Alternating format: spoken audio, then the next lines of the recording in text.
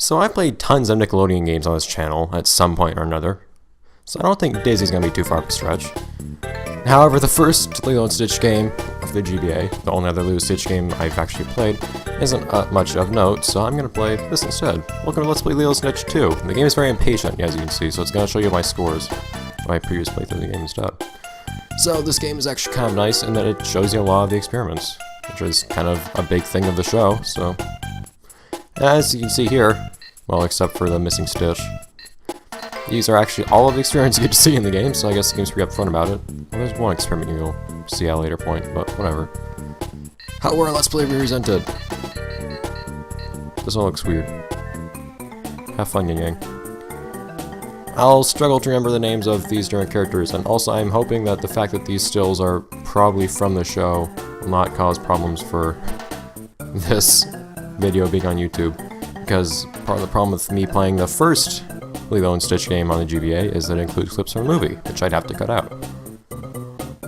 Experiment balls, that's a really odd term. And we're for some reason arbitrarily deciding to hold a competition about collecting them. And off we go. We are off. Are we gonna be told how to do everything? Yes, we are.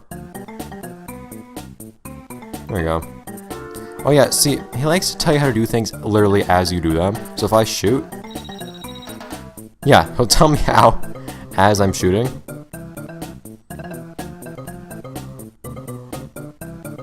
How convenient. But yeah, so you can dodge a bunch of things by crawling. So it's actually kind of nice. The controls, or the shooting controls in this game are oddly detailed, kind of. So you can crouch and shoot, which is actually a lot more useful than it sounds. You can also shoot at an angle by running and holding up and shooting. You can shoot up. You cannot shoot down at an angle, unfortunately, but if you shoot down, it actually slows your fall. Which is weird, but kind of fun in a weird way. For now, though, we just have platforming. So, playing through the game, and this game has lots of different ways of playing, I guess you could say, but each particular quote-unquote mode is quite simple. And the grenades aren't actually of much use in many situations. They're cool, I guess, but... And now we can actually go through our little inventory, which will be shown in the top right of the screen. So I switch between these two things. The grenade will just one-shot an enemy, basically, if you manage to land a hit with it, which isn't too hard, but... This game also rewards really weird exploration, which I'm not going to be able to do all of, because this game expects you to do a lot of things. This game also has weird friction. This game has really weird physics with these boxes, I'll explain that at a later point, but...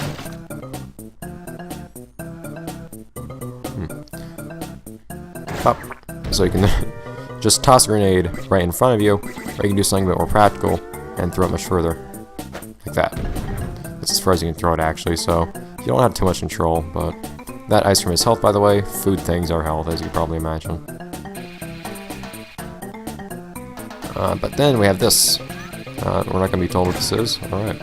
So basically, this is alternate ammunition for our guns. This particular one, there are two types of alternate ammunition. This one is actually just more powerful shots. But now we can actually knock somebody out in a single flurry of bullets. Which is actually a lot more convenient than it sounds, because believe me, you are weak normally. Not that it really matters when I can just do this.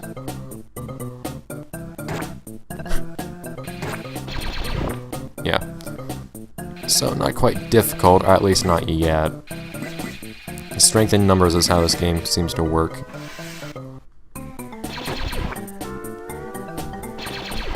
As opposed to actually having difficulty in its enemies themselves. Whoop. There is really no point to perfecting these experiment balls unless you actually care about points, which I'm not going to. I'm going to try to show off whatever I can of a level. Like, for example, if there's something like tucked away in a really high place, which this game has a lot of for some reason, I will happily show that off to you, but Another example of this game's physics, actually. I'll show a bunch of stuff with those boxes later, but you actually, it's kind of hard to see. My jump is lower if I'm moving downwards, and it's higher if I'm moving upwards. You actually have momentum in this game, and that affects your jumping, which is not something I'd expect from some random licensed GBA game. It's not impressive, nor is this random floating girder, but it's something interesting to me. I'd say, honestly, the only real threat to your entertainment in these Stitch levels is constantly repeating music. But that aside, we're gonna use coffee at some point. The problem with this level is it feels like there's no place where you actually encounter enough enemies where it feels like coffee's a necessity to use, or at least worthwhile. But for the sake of it, well, we're not here. I'll show you in just a moment what that actually does. Yeah. It's convenient in some sense of the word, but by no means necessary. You can actually, well, I got pushed back by that. Good physics. Oh, just walk around. It's okay. I think you can actually knock the box on top of these guys and knock them out. I'm not quite sure. Anyways, though. This is what happens when you actually use it. Everything becomes all sepia, and the world is slowed around you. Which is basically just a nice little way of making you faster than everything else. Yep. So you can just shoot things all you want. But who is this? I think I'm missing experiment balls, actually. Oh, no, I didn't. Yay! So those 100% counters, don't listen to them. They tell you lies. Well, they're generally rather accurate, I find, but at the same time, they are not important at all.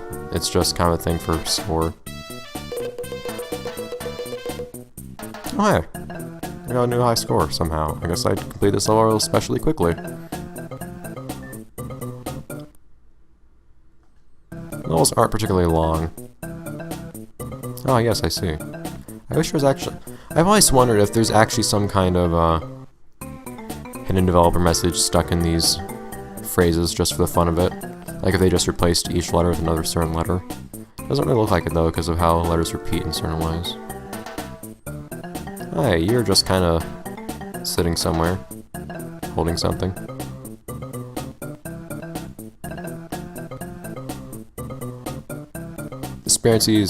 Discrepancies, backgrounds are not an issue here. So now we have an experiment in our inventory, actually.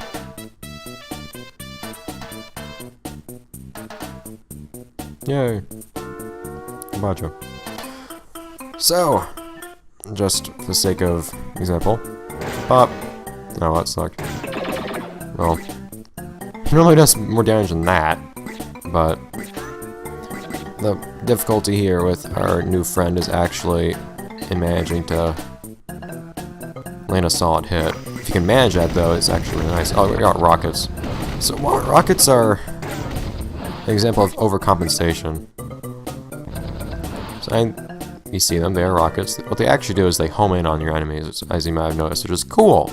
Except they do virtually no damage. Like, I think they're actually weaker than your normal blaster shots. So you have to shoot tons of them. There you go. To actually do anything practical. So all in all, I just don't think they're worth it. I'd rather just have tons and tons of powerful stuff instead. So you'll find there are a couple different kinds of enemies. Flying enemies that have grenades, things like that. Oh. Stop that. Okay. I'm not concerned about my grenade usage at all, so I can happily waste them. Stop that. But you can only hold one extra ammunition at a time. So if I have these strong shots and then touch a rocket, it's goodbye to those strong shots, or how many of them I have. If I have 99 of those things. So I would much prefer to do what I can to stay away from the rockets, actually, as cool as they might be. Oh. I probably should explain at some point. The planes actually do have at least one practical use, but you may not ever actually see them. Probably won't see in this playthrough. Your points are actually a currency of sorts in one specific situation.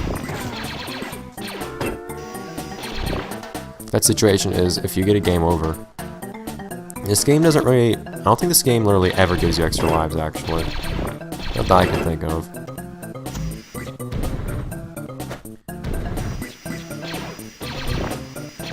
Ah, crap. There you go.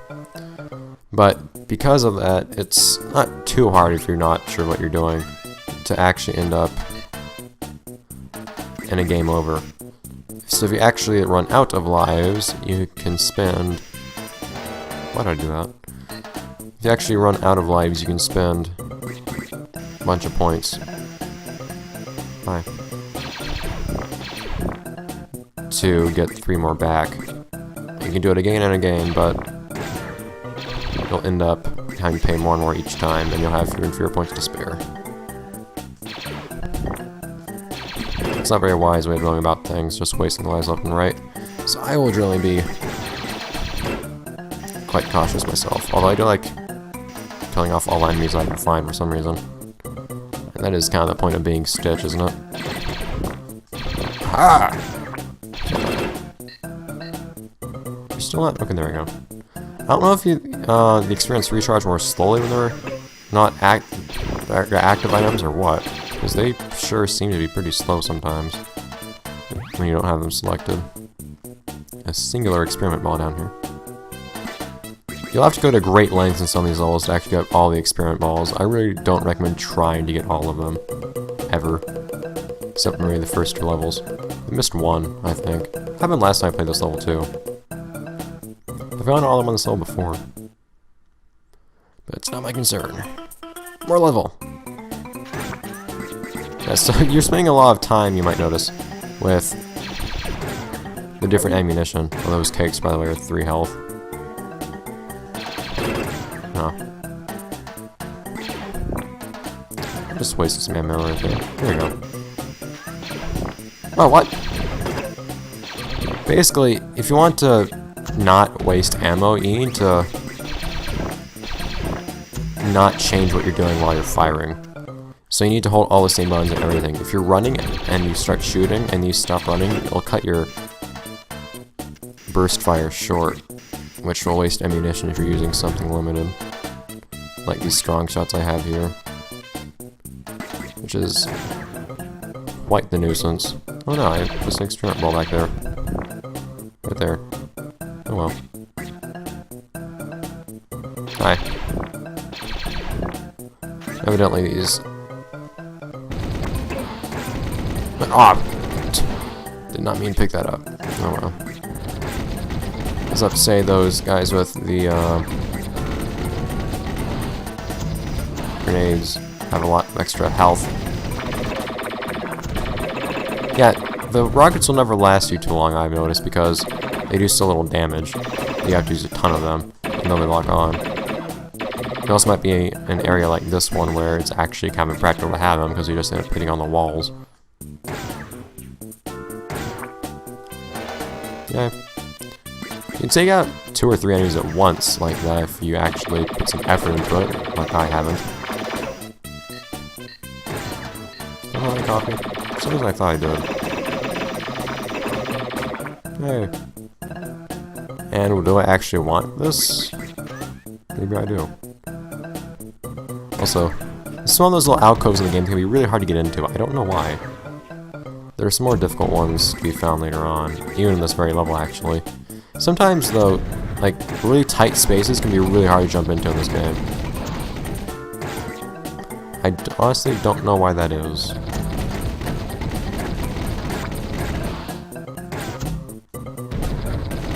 It's the weird thing about using these rockets is that they home onto your enemies, but if you don't have a direct line of sight onto your enemies, it doesn't really make a difference anyways.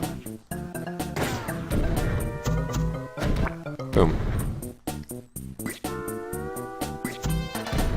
Can you stop throwing things? At least they don't do extra damage to you if you get hit by a grenade. As opposed to whatever else. Oh no! They can't kill more than one enemy at a time with a grenade! Maybe.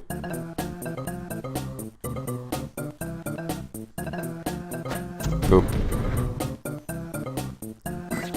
Cake that I guess I can use. Come on, friend! No, well. Friend wasted. No. Okay, so yeah, you can actually bounce on this thing if you time it just right. If you actually jump upwards when it's moving upwards, because like I explained before, this game actually has momentum physics when you jump.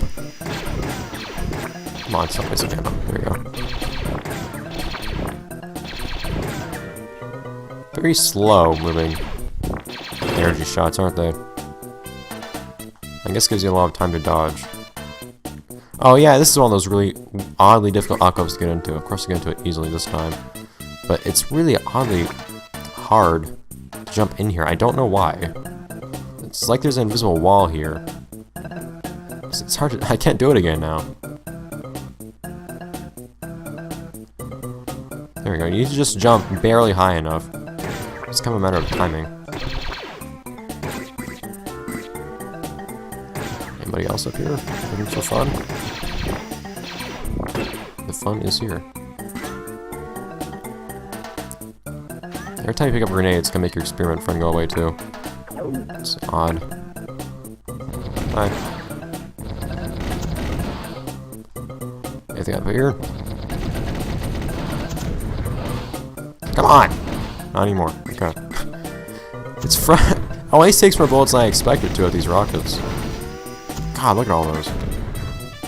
Fear not, the fun is here.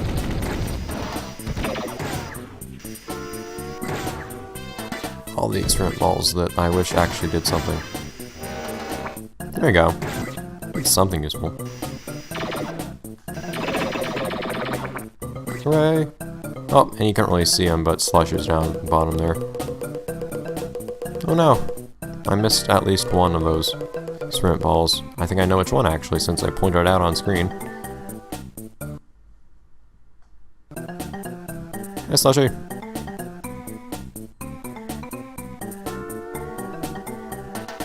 Engage in dialogue. So am I being communicated with through a radio or something here? Because you're telling me come back here, but how are you telling me when you're so far away?